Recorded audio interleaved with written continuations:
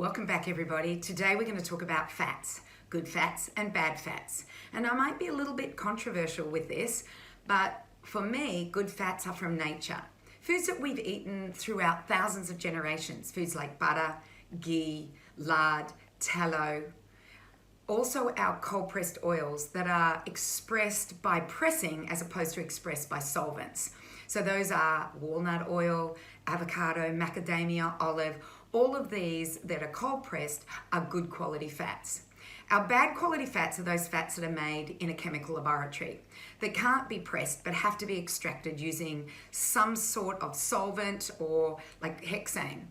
And then it has to be deodorized, it has to be purified, and so many are winterized, I think. And all of these fats have so many processes done to them. And they include canola, grapeseed, cotton, rice bran, as well as soybean oil.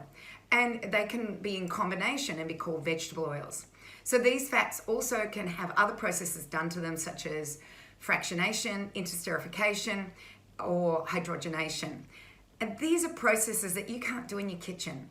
These are processes that can only be done in a chemical laboratory. So be very wary of those fats. Our fats are categorized by two ways. The first way is how long the fat is. So it could be a short chain fatty acid, a medium chain fatty acid, or MCT, as you probably heard about it, or a long chain fatty acid.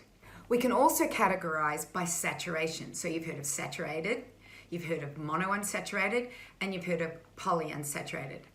I want you to know that most of your fatty foods, or foods with fat, are polyunsaturated fats. They are also where we will find our essential fats. So what's an essential fat? That is a fat that your body doesn't make and you must consume. And they are called omega-3s and omega-6s. Now, when I was looking for a really good quality oil that had lots of omega-3s and omega-6s, that was more plant-based than animal-based, I did a whole list of what fats were and what they had in it. And I ended up finding the best oil ever, and this was the Inchi Inchi oil. So Inchi Inchi is 48% omega-3s. It is 86% essential fatty acids. So 86% of this oil has an essential fatty acid in it, or the two essential fatty acids in it. The fact that we can eat a plant-based fat that has omega-3s in it then allows you to make something called EPA and DHA, which you would normally find in fish oils. But I'm a little bit funny about fish oils because I'd rather see you eat the whole fish than use 5 kilos of fish to make a liter of fish oil.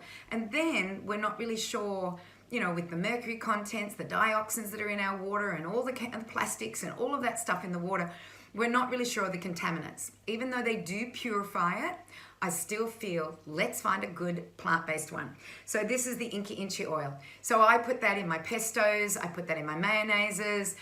I want to make sure that the vitamin A and the vitamin E is not heated so that my body gets the best quality that it can possibly get, plus the 86% essential fatty acids.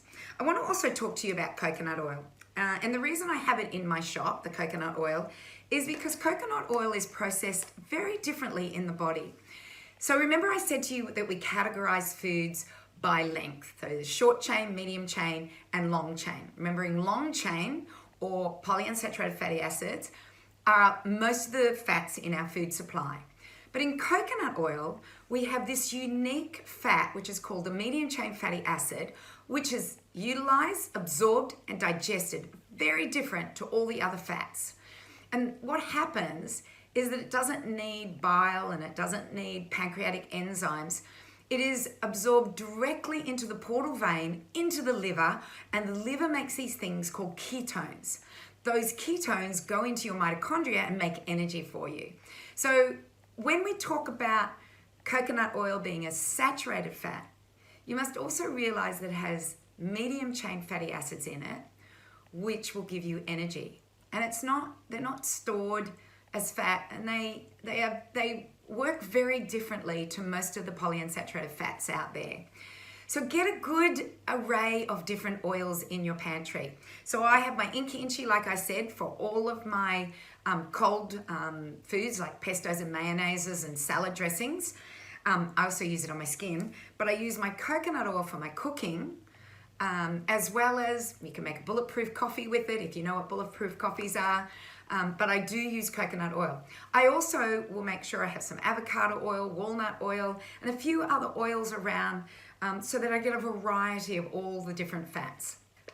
Let's also talk about chocolate. And these are my cacao melts. That's 100% cacao.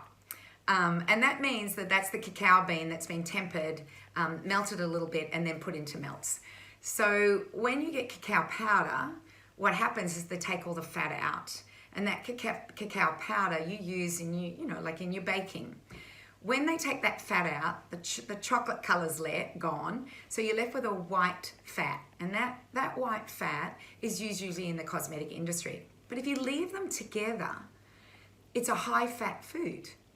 And you can make lots of beautiful chocolates with it and get your wonderful natural fats into your diet. So that's another way of getting fats into the diet. Fats are good. Healthy fats are good. Make sure you have in your pantry the best quality fats that you can enjoy a healthy life with. So happy changing habits, everybody. I'll see you in the next video.